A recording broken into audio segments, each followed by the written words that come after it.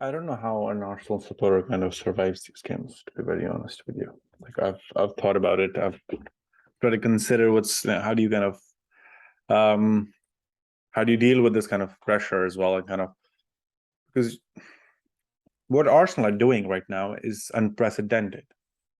They are leading the Premier League, and the hopes to win it after 19 years with a squad which is the youngest in the Premier League, so the least experienced in terms of age, not in terms of games and skill sets. Definitely not.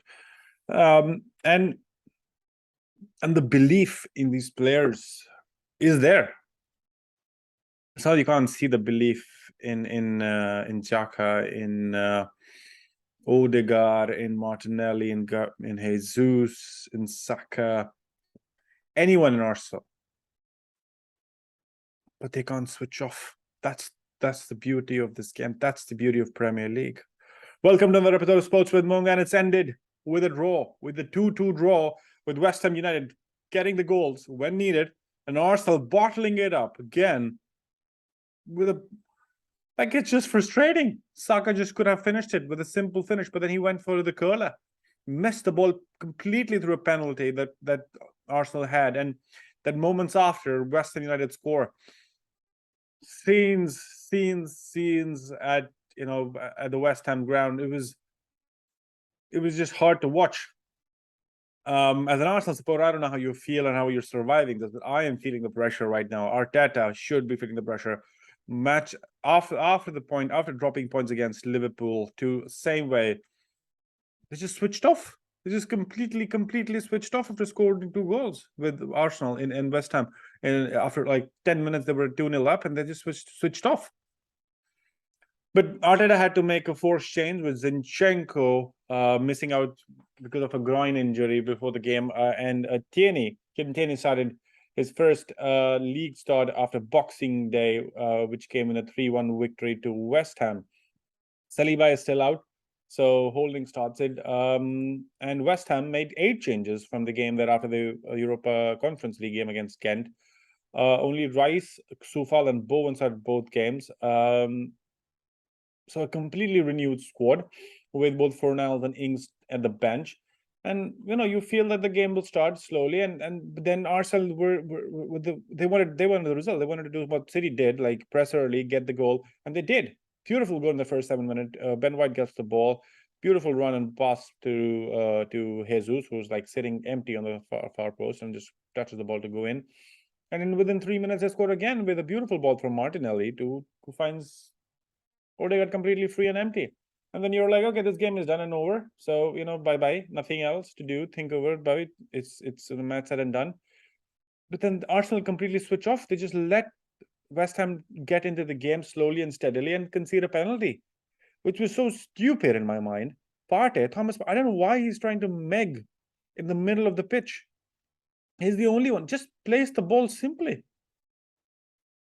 Completely gone. Benrahma gets the penalty, scores it, and it's 2-1, and the pressure is on. Pressure is really on this team now, because 2-1 is not as good as 2-0. And Arsenal are, on the other hand, not able to create, or not free flowing as they were in the first half. Second half comes in, and then Arsenal trying to kind of move the ball, and the movements is much better. They get a penalty in the 52nd minute, and Saka, oh my God, Saka.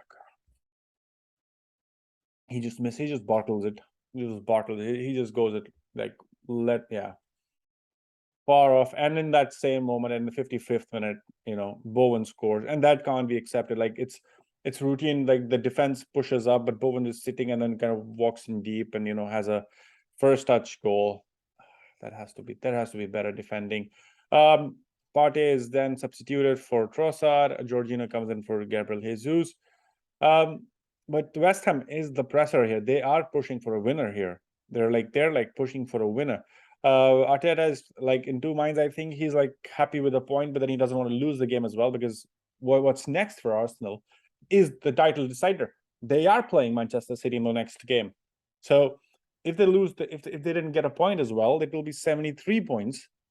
And and 73 points for Arsenal, and City will be 70. So if City win, they're tied on points, and they possibly will go on top of the Premier League because of the goal difference, and with a game in hand.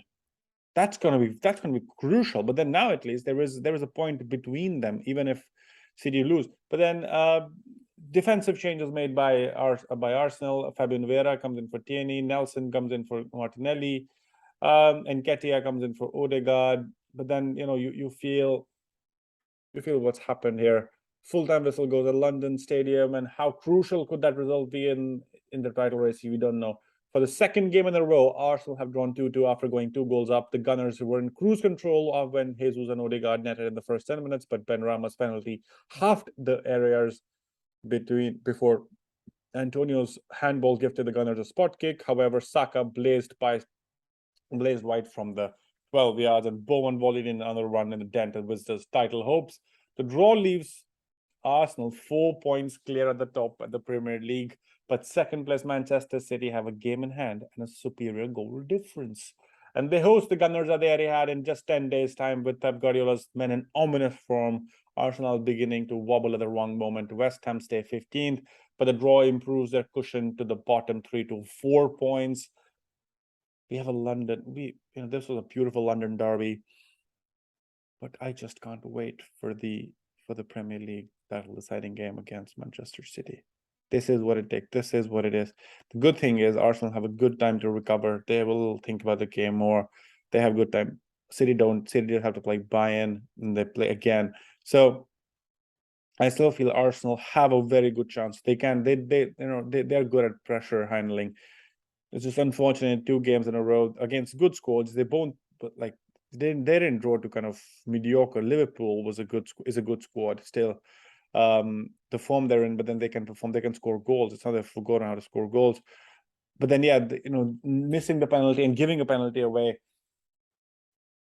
This is time management. This is game management that this team will have to learn and get better at. Let me know in the comment section below what you think. As an Arsenal fan, where are you right now emotionally, man or woman? How are you feeling? Let me know how are you doing on that one. West Ham fan, it's good to have some cushion now. This team doesn't definitely go into relegation battles, but then you had a very pathetic season this season. But Moyes will turn this around. I know for a fact. He's a very hardworking man, and he does a good job. Let me know in the comment section below what you think. Do like this video. Do share and do subscribe. And do give us a thumbs up on Instagram as well. The handle is Sports with Munga. Do share it with their friends or DM me if you have any comments and so on and so forth. Looking forward to all of that, and catch you in the next one.